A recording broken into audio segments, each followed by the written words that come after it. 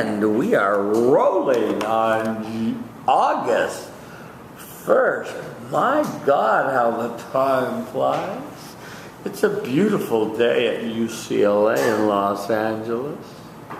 The sunshine is shining. There are no princesses outside. Sorry to say.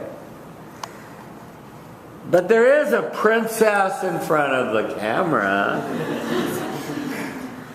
who is going to share with us her personal commitment in 5 minutes. She stands in the power stance. Her arms look relaxed. Shake out the tension in those hands and arms. Good. She's finding friendly eyes near the front and the center. Say your name, feel the love. Start your speech. Hi, I'm Reshma. Hi, Reshma. You can't do this. Your ideas suck. There's no point anyway, so why bother? Unfortunately to say, these are phrases that sometimes go through my mind.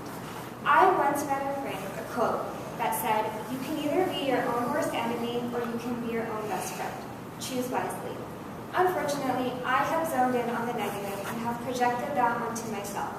Today, I want to share with you my personal commitment to having more self-confidence. I will give you 2 reasons why I'm personally committed to having more self-confidence and 3 actions I have taken to achieve this. Ralph Waldo Emerson once said, "To be yourself in a world that is constantly changing you is your greatest accomplishment." This is a mantra that I am trying to live by as I enter my adult years and just try to be me 100% and exude a ton of self-confidence. So the first reason why I am personally committed to being more self-confident is that I don't want to feel bad about myself anymore. When I was younger, I used to be a part of a lot of extracurricular activities, but there was never one that I was really good at. I remember coming home from piano lesson and wanting to cry and quit because my teacher would basically say, you sucked. And the incident that really stuck with me and traveled with me through my adulthood was when I was younger, I used to do dance with some of my friends, and one day we were at class and we had to do the routine by ourselves and have friends kind of critique you.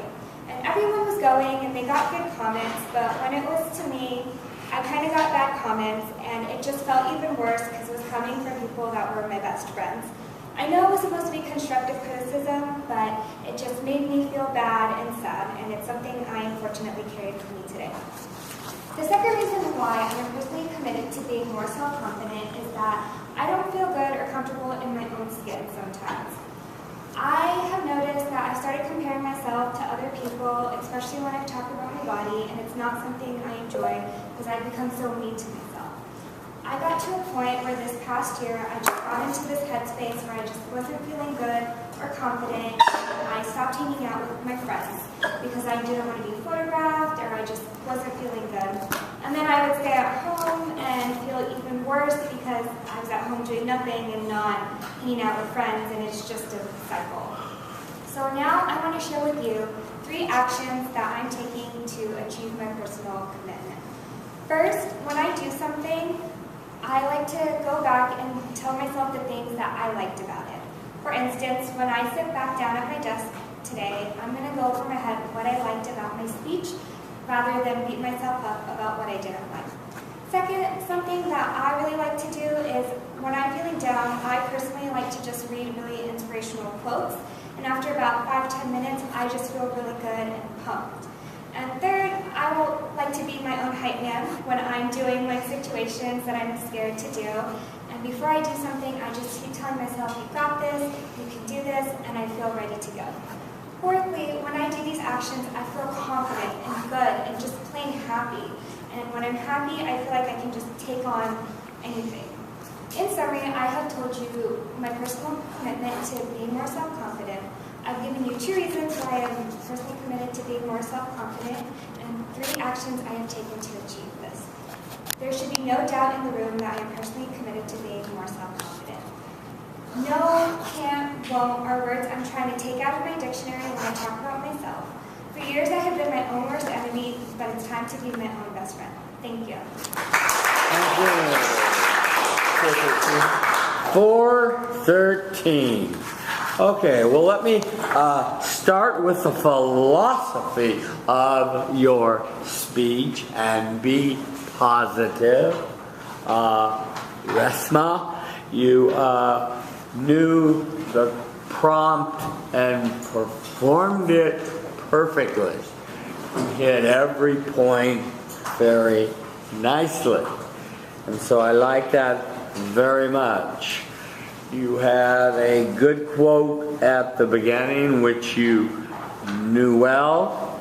You had the idea of you can be your own best friend or your own worst enemy. Choose wisely. Yeah. So you set the tone for what you were about to speak about, which was that you want to get more confidence.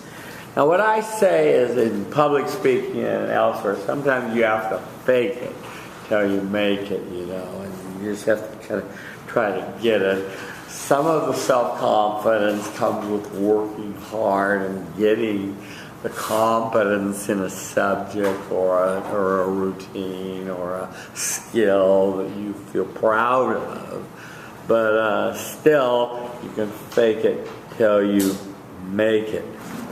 On your first reason, I thought you were very authentic when you shared with us your piano teacher who told you you sucked, as you put it, and your dance lesson peers told you bluntly you had 4 left feet. And they did it kind of brutally, and you said you felt hurt and bad because it didn't seem very constructive. And you took that criticism and that feedback to heart. And so we have an understanding, therefore, of how and why you've come to the place you are. You're at your second reason where you talk about your mental space, and you talk about the idea of not wanting to compare yourself to others. I thought that was good. I especially like the line, I want to begin to feel comfortable in my own skin. On your actions, I felt they were consistent with your PC. When you talk about looking at yourself tonight on YouTube, you said you're going to look at what went well. And I would also say, look at how you can improve too. But it's good not to just focus on what you screwed up on, but the good and the bad, and the key is in seeing the balance. And the problem is when people only focus on, oh, I screwed this up, right? Your second action, reading motivational quotes, I think is an excellent way, thank you so much, to perk yourself up, talk yourself up into a positive place. And thirdly, self-affirmation. I got this, I can do this. This is what I was talking about in the syllabus when I said one of the tenets of my teaching is imagination, and you got to imagine yourself that you can be a great speaker, like the model I showed you, like a model you have in your head. You want to be a pharmacist, you want to be a great pharmacist, you want to be a research pharmacist, you want to see that model and see yourself becoming that. Fourth, and you didn't leave out the fourth step, actually, you return to your feelings. And you said how you felt when you take these actions. A lot of people have been leaving out this fourth step and they lose points for it, and you did not. Summary, conclusion, and tie back were all excellent. The one suggestion I have, and when you watch yourself tonight on YouTube, you will see that you limit your hand gestures to kind of about your stomach and below. It's kind of here. It's never up here. Give me some gestures up here. Let me see you move your hand up here. Right? Yeah, right? And clearly you're not used to a wider gestures. You kept kind of doing that. And it seemed like you were almost told, don't do too many. Someone told you one time, don't do too many hand gestures. Watch your hands. And I rarely say that to students because they end up holding their hands at their side. Your canais. Stay in the power stance. Don't fidget with my hands. Have 3-5 seconds of eye contact with everyone in the room. Walk around and don't talk too fast. How did it go? I think I tried to stay in the power stance. Yeah. Last time I was doing like this a lot. And then I tried to make eye contact with everyone. I think it went okay. Yeah. One thing you did do, and you'll see this tonight on YouTube, is that you didn't take your 5 steps to the left. You only came back. See where you're standing now? You're not ending in the center of the room. You're not at the rope that's hanging there. See? That's the center. That's how far you stepped to the left. Remember, it's 3, 5, 3. So you want to work that side of the room, then come back to center. But overall, very nice job. Thank you. Okay, next and on deck. Okay. For those late arrivals, I reminded everyone that Thursday there are 2 things due. What are they? Can I hear it from everybody? Final sticky speech, yes. And a couple of you asked if you could do extra credit and do the Zarefsky test. Has everyone signed the roll sheet? Okay, and I brought 2 more from the emails I got. My wife did, actually. But take a step that way, please. Yes.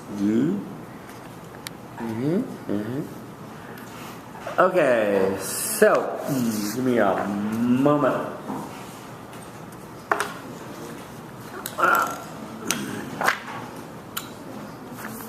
Okay.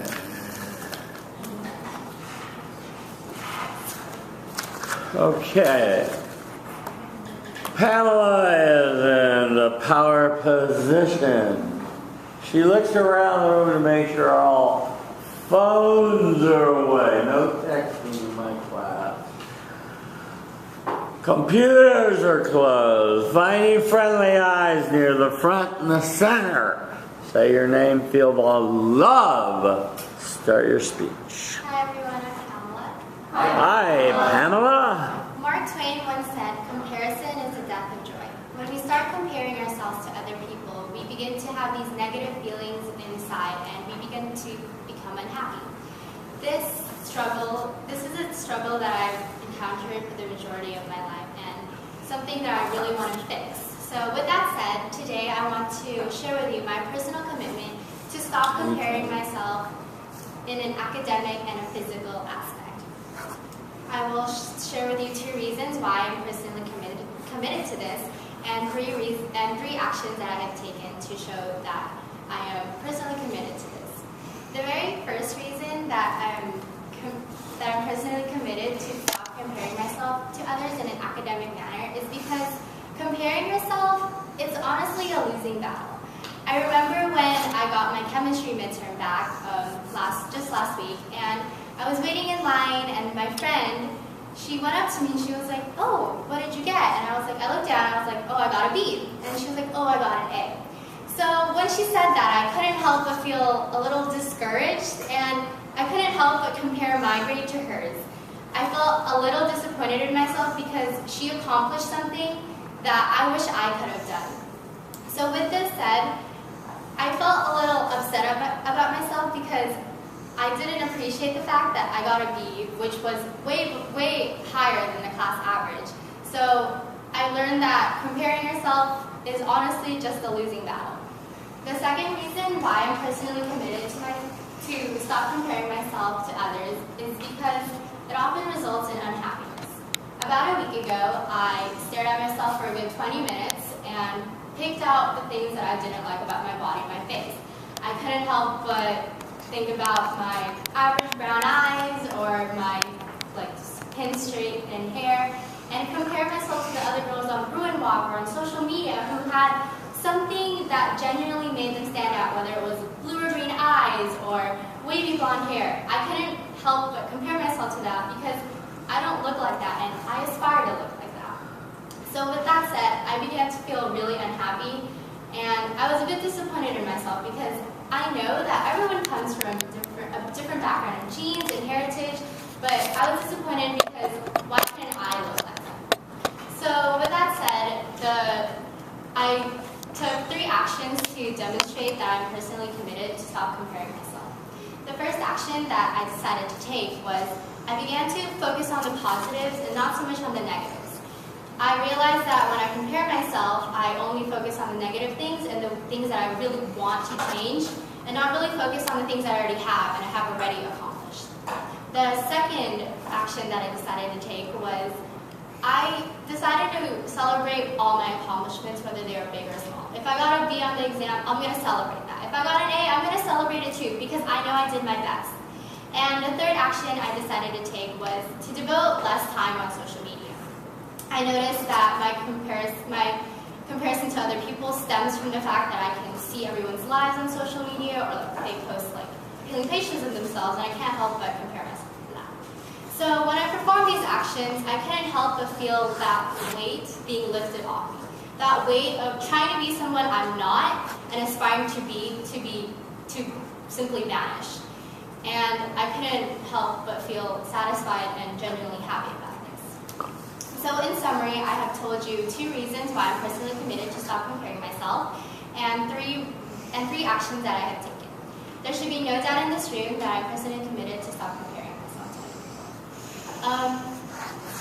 When we compare ourselves to other people, it's often really unhealthy because we become really unhappy and not satisfied with our lives, but it's such a common thing to do.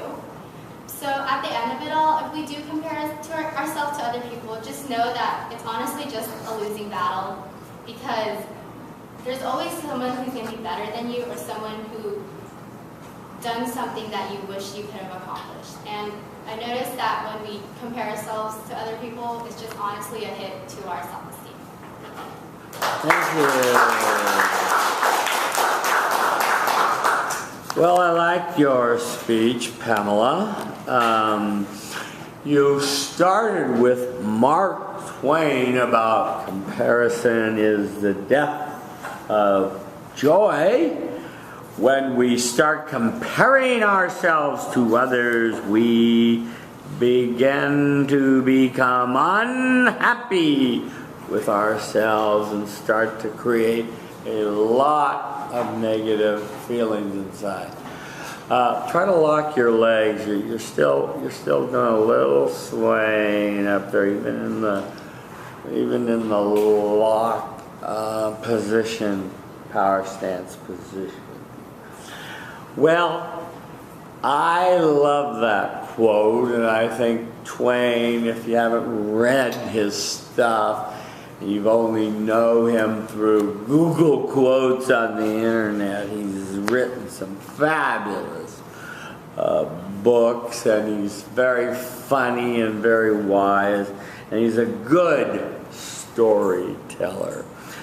Nonetheless, I just would have liked to have heard the word Mark Twain, because that's really a vivid guy, and I would have liked you to have said something like, so, you remember in the words of Mark Twain, when we compare ourselves, we're going down the road to the death of joy. Right?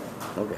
Enough said. You get the idea. Tie back to your most vivid image for your tie back. Your thesis was 5. For some reason, you scratched out and skipped your significant statements. Tell me why. Well, the first part of the significant statement, I just scratched out because I felt like it didn't fit. But when I was saying my speech, I completely forgot about it. So. Yeah.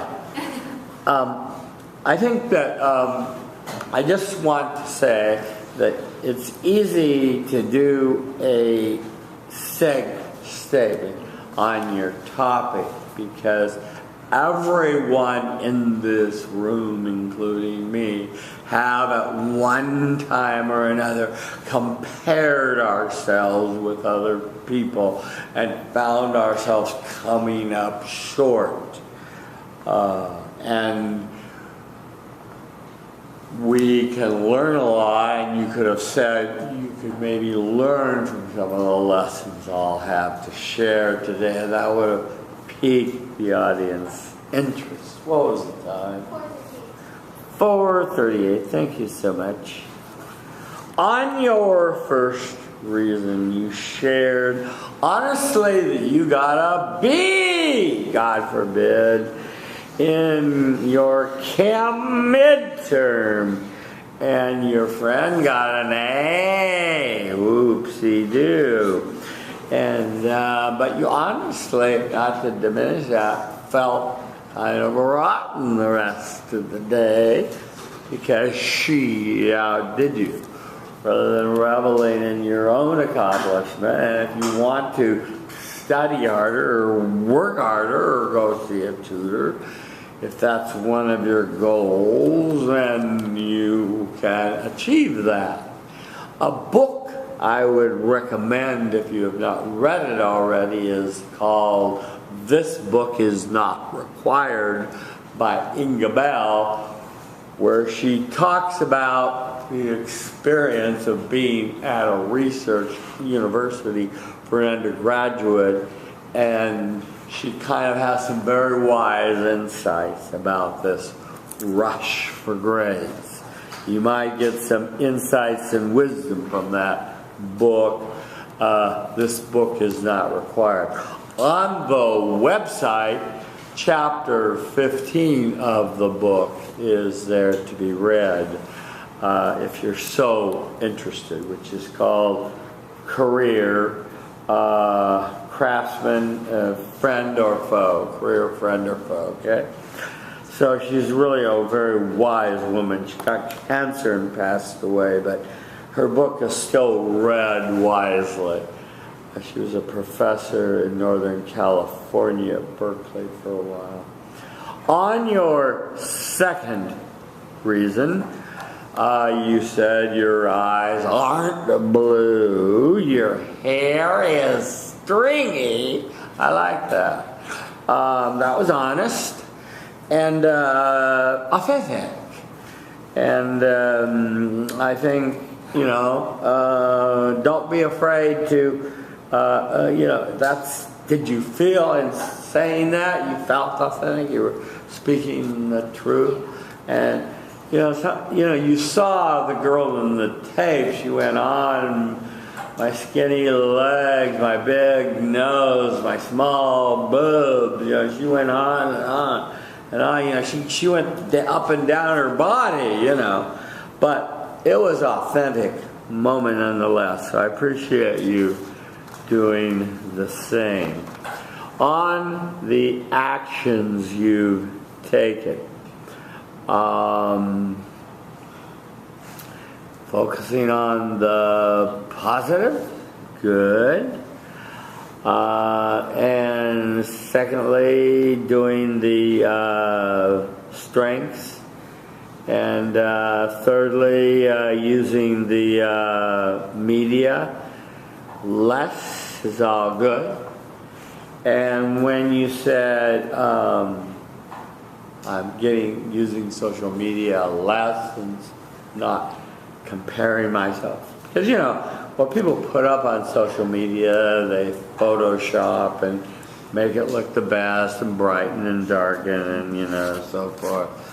So it's not a true picture. Plus, what Hollywood and New York puts up for all of us as the idea of beauty is just that, their idea. You do not have to embrace that. Sadly, many women do, many men do, but many wise people discover that tits sag and wrinkles come regardless, and what's inside the heart and finding someone with a kind spirit is probably, and a kind heart is probably the most important thing you should be looking for when you're looking for someone for a lifelong relationship. At least that's my experience. On your summary, when you watch yourself in the summary, you got to swaying a bit. Conclusion was fine, and I already talked to you about your tie back. You said project my voice so that the audience can hear me. You said make 3 to 5 seconds of good eye contact and make my story simple but memorable. How'd it go? As for the projecting of my voice, I felt like I did that pretty well. I think I can improve on the eye contact. I think I didn't really focus on this side of the room as much as I did on this side. Okay. And then I felt like my story was pretty simple and memorable in the sense that I feel like everyone can relate to it. So. Good. Many of you may not know this, but there were 2 speeches given the day that the Gettysburg Address was delivered. You all know that? No? Yeah, okay. Well, the first speech was by the very erudite and learned president of Harvard University, who spoke for 2 hours. And he droned on and on and on about the war and the dead. And yet, none of you in this room have ever heard of Everett, have you? Edward Everett. Ever heard of him? No. Okay, but this young hillbilly from Illinois got up and spoke for 2 minutes.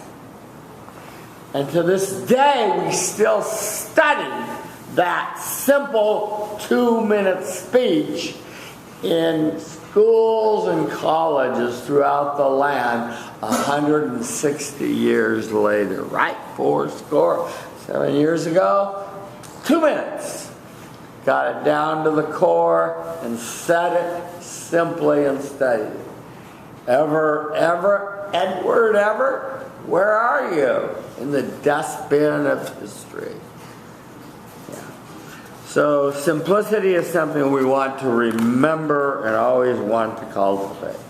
So, but for the few things I talked about, and I want you to know that you will have to watch yourself in your life, in your public speaking, not to revert back into your soft tone. Make sure you always project a good voice. Thank you.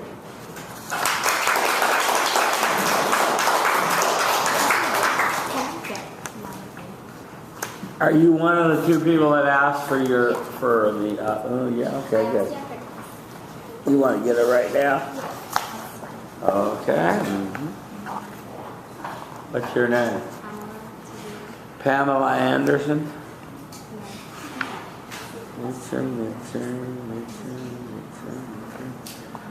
I know. Why didn't you give me 2 friends? She only gave me 1 friend. Oh, there's 2. Final. Pamela Anderson. Okay, there you go, Pamela Anderson. There you go. Okay. Do we have somebody on deck? Yeah. Excellent.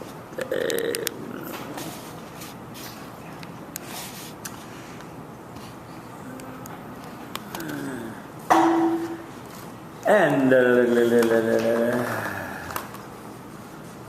hold on a second.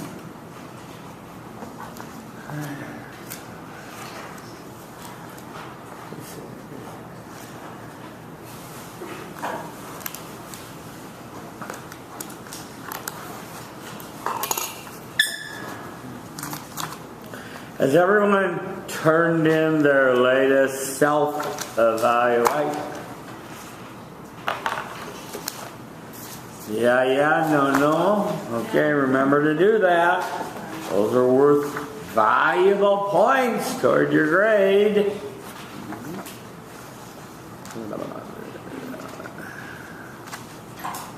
Coming in right now. Okay. Give me a moment. So chat with your friend in the front row here. Ask her out. Okay, how are you? Good, how are you? Good. You ready?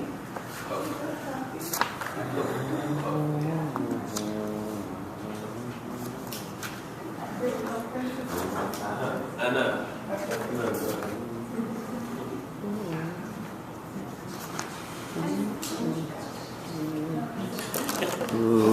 Hopefully. Good.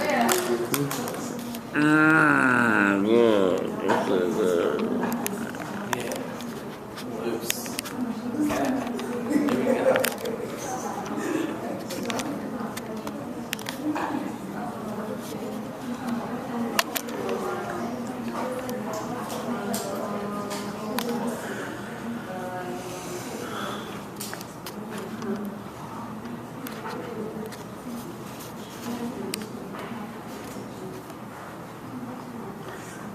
Okay, he's getting his audience's attention.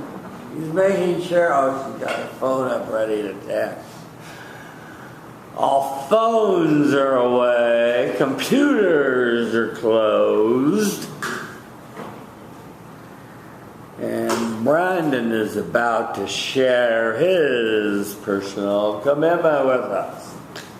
Hi, my name is Brandon. Hi, Brandon. The Dalai Lama once said that when you speak, you're only saying what you know, but when you listen, you might just hear something new. Well, this is the case with me. When you're young, you feel invincible. You feel as if you can conquer the world and no one can tell you anything, that you're always right. Well, then you learn that that's not true. Today I want to tell you about 2 stories about when I first fell in love, and then also when I started making poor decisions when I was young. Also, I want to show you 2 reasons why I'm personally committed to doing this, and then 3 actions that I'm also committed to basically fulfilling those actions. While also it's important to be self-confident, it's also important to know that you should listen to those close to you, and even the other people in general. The first story I want to tell you about is when I first fell in love. You know, when you're in love, you can't see anything. You just see that person, she could do no wrong, or he could do no wrong. You know, this person is just beautiful in your eyes. Anything that they say, anything that they do, it's just perfect. And you're just blinded. You can't see that anything is going wrong. Well, I told myself if anything ever just starts getting out of control, if I lose my character, I will leave. This is just it. Like, if I see my personality changing. Well, I was that person and I didn't leave. So, my parents, my family, they saw my actions around me. They started to see that I was changing. That I started becoming distant, or I would be like, you don't know what it is. You guys are looking from the outside. How could you know how I'm feeling? And, you know, inside, it started becoming a toxic relationship. I started arguing back and forth, but also remember, it takes 2 to tango, so I'm not going to act like I'm perfect. I said hateful things, as long as she did to me. I'm not saying I'm a perfect person, but it got out of control one day when she decided to get physical. Now look, I'm a big guy, and I understand it's fine if you push me, you do this, like I can handle that. But when I'm talking about hitting me or doing all this. I still have marks on myself today, and it's been about a year and a half. And for me, it's very hard to go around or maneuver how to kind of tame someone from hitting yourself. Because if I hold you, it's like, oh, you're a big guy. What are you doing? But now it's like she was kicking me, biting me, and all these things. And then I was like, you know what? Luckily that day I was able to get out of that situation, and I kind of reflected back on the things that are happening. I started to see that my family was right in some aspects. Now, another story is about when I was young. Now, I come from a Caribbean household. Now, let me tell you something about that. As a child, you grow up as like the CIA. I'm my mom's joy, life, and pride. So if you want to see me, even when you're 8 years old, my mom did a thorough background check. What school do you go to? What's your GPA? She wanted to look at the child while he was coming to my house like, okay, you're a good kid, but let's see what your parents are about. You think I'm kidding, but this is true. And like, she was just in the house, and I was like, you know what? Oh wow, this is just hard. So I probably had about 2-3 friends growing up my whole life, and my mom fully let me enjoy it. But later on, when I got to, I think, junior high, I was 13, I decided to sneak out the house, I was like, I'm going to do this. I decided to go see the Beyonce movie. I think it was, I forgot what it's called, it's way back, but basically, I decided to go with my friends, and we're going to the mall first, and all I hear is, whoop, someone stopped, they're going. The 2 people I was with ended up stealing something from the store. And I looked around, I'm like, oh my God, my mom's going to kill me. Well, she did. I got the biggest belt whip in my life. It was bad.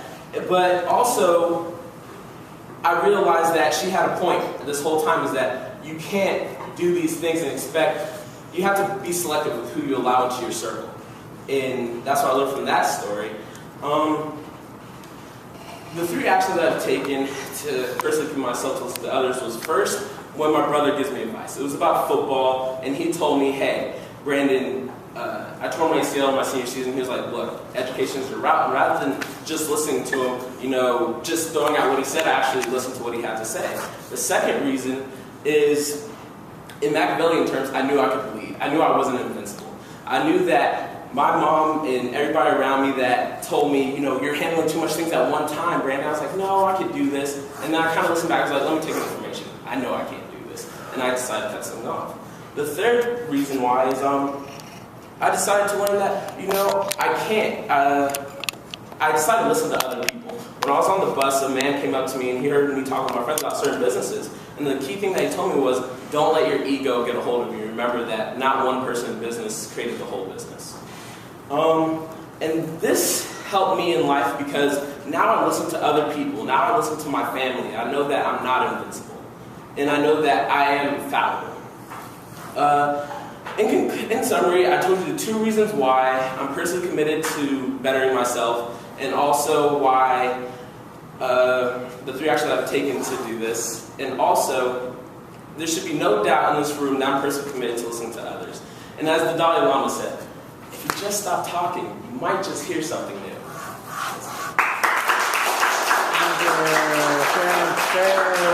Center of the room, near the car, 1 step over there. Good. Brandon, like your speech, as usual, you quoted the Dalai Lama. You can never go wrong quoting him. And you tied back to him by name, which I appreciated. And it was a very thoughtful quote. I would say that people do not listen enough. They're too busy thinking about the next thing they want to say.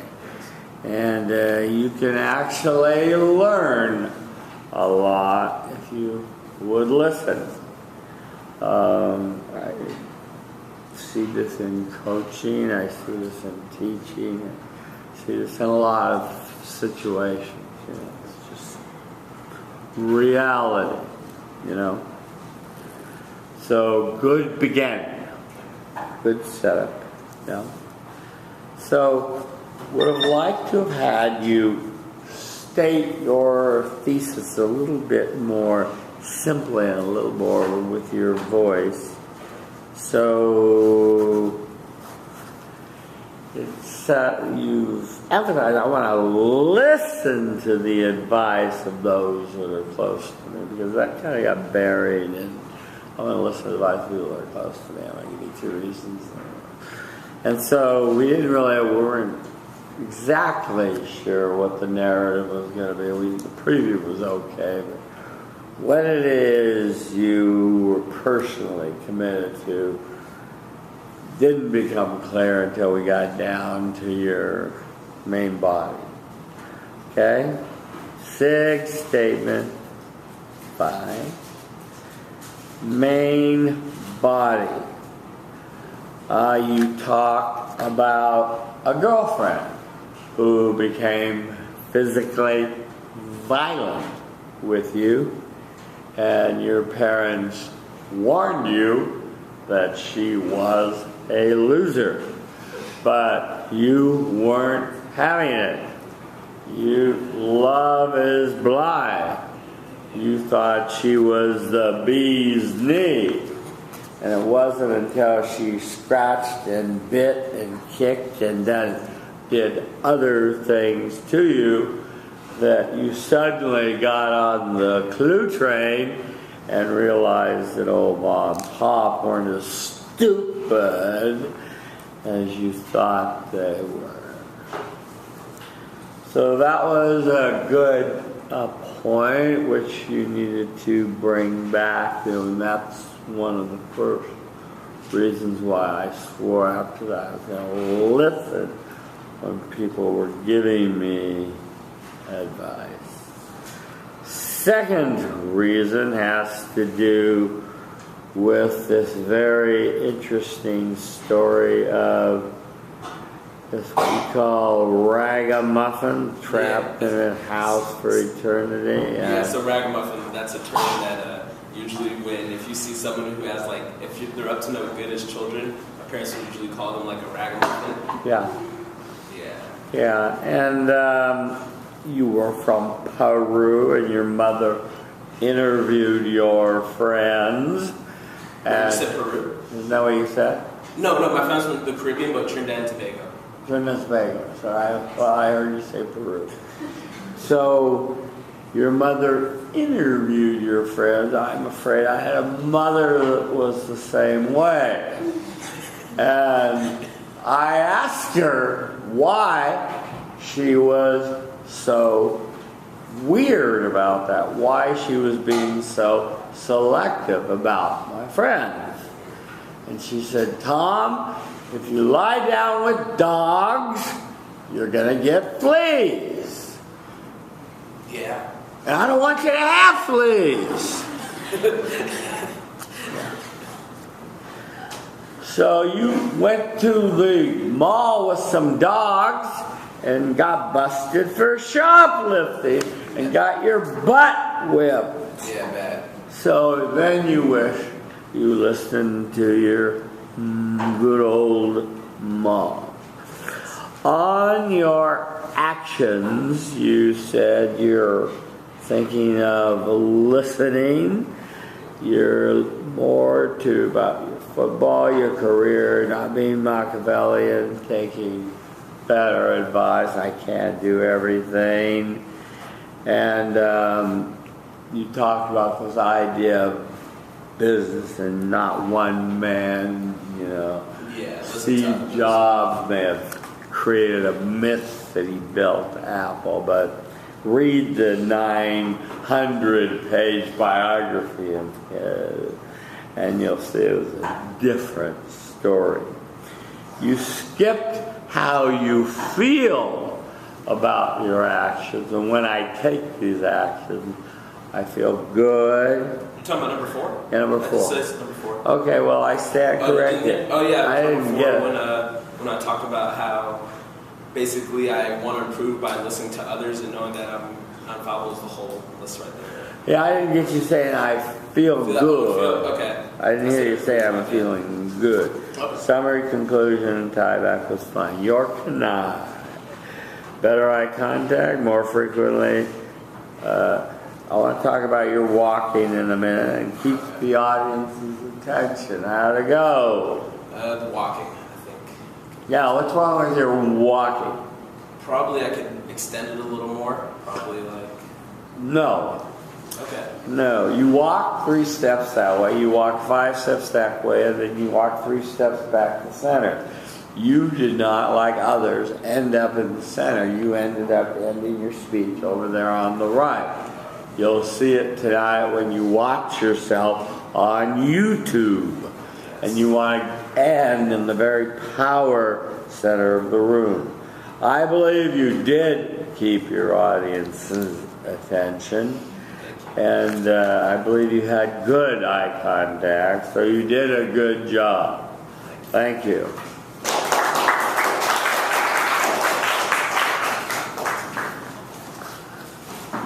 Hi. How you doing? Good. Lauren stands before you managing attention, communicating respect. You're not in the power stance.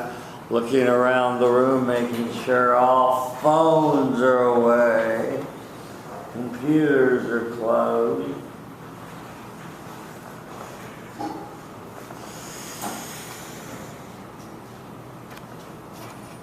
Say your name, feel the love, Lauren. Tell us about your personal commitment. Hi, I'm Lauren. Hi, Lauren. So many people go throughout life without really experiencing what life has to offer. Today I'm going to share with you my personal commitment of living life to its fullest. I'm going to share with you 2 reasons of why I'm personally committed to this and 3 actions of how I can achieve this goal. So many of us read quotes online, watch inspirational movies, or listen to motivational songs, but we forget to implement this into our own lives. As cliche as it might sound, a lot of us do take life for granted and forget to appreciate the small things in life. So the first reason of why I'm personally committed of living life to its fullest is because it lets me go to places that I never thought I was going to go. So for a long time, I have always dreamed about going to Greece, and I decided, and I've always seen like beautiful blue and white pictures and amazing stories people come back with. So I decided that last summer I was going to plan a trip with some of my best friends, and we were going to go. So we went, and it was a magnificent time, and it was a really inspiring trip for me because I realized that if I put my head to it, I can really do anything that I want to. The second reason why I'm personally committed to living my life to its fullest is because it lets me do new things that fascinate me. So ever since I was young, my mom has always been known to be the best baker in town. And I always saw her having a blast in the kitchen, and I always wanted to join her, but she always told me to go off in the other room because she thought I was going to make a huge mess in the kitchen. So recently I decided that I was going to join a baking class, and it's been a really fun experience for me because I'm realizing that I'm really enjoying it, and it's something new for me to try. The third thing I'm going to tell you is 3 actions that I have performed. The 3 actions I have, I'm trying to achieve this goal. So first, I'm going to try to go to places that I never have gone to because I don't want to later in life regret that I never have gone. And the second action I have taken is to live in the now and not in the past because I want to take advantage of every day that I have. And the third action is to do new things that fascinate me because I want to get out of my comfort zone and want to try new things. So the fourth thing is when I performed all these actions, I felt empowered because I realized that I really can do anything if I work hard at it. So in summary, I have told you 2 reasons of why I'm personally committed to living life, and 3 actions I have taken to achieve this goal. There should be no doubt in this room that I really am personally committed to living my life to its fullest. And I feel like I'm not sleepwalking through life anymore. I feel like I'm really trying to experience what life has to offer. Thank you. What was your time? What? 3:21. 3:21. Okay. Thank you. Lauren, you had a good speech. Get back in the center of the room where you should have ended up. Thank you. We'll talk from there. You started with an observation, which is okay.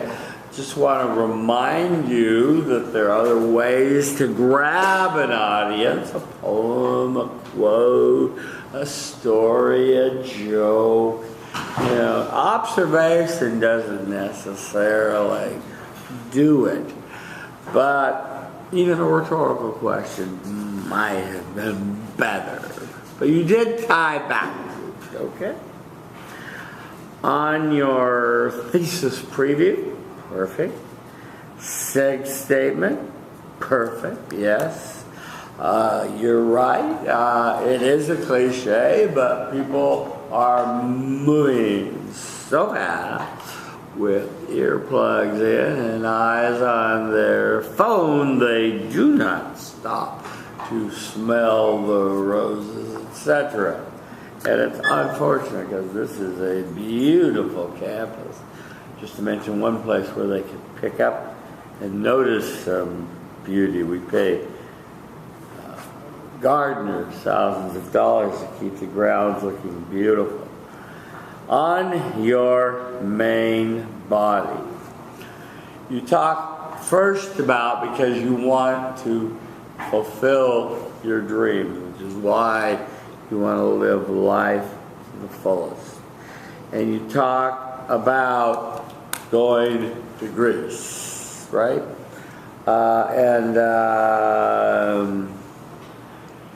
You said it was the most magnificent and fun time of your life, and you felt that you were living life to the fullest when you took advantage of that.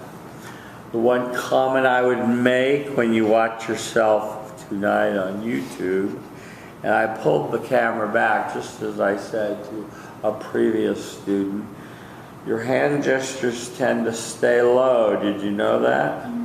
You keep them down here. Let me see you do some up here, you know, not whoa, but just come up some more for air, you know, just vary them more so we have something more than just down there. Your second reason, your mother, this is kind of a poignant story, was the best baker in town, and yet she did not share her baking secrets with you. She said, "Get the hell out of the kitchen. You're in the way." It's kind of sad, actually. And so you had to take a class somewhere at a community college or something to learn to bake. So you fulfilled your dream one way or another. You don't have to answer this, but I'd be curious to know what your mother thought of you taking a class in baking or cooking.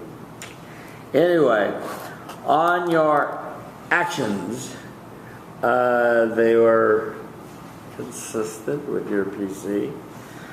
You had how you feel about taking your actions. Your summary was good, your conclusion was good, and your tieback was good.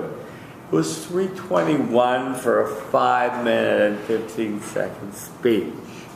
Where I would have elaborated on were my reasons for my PC and a little bit more detail on my actions.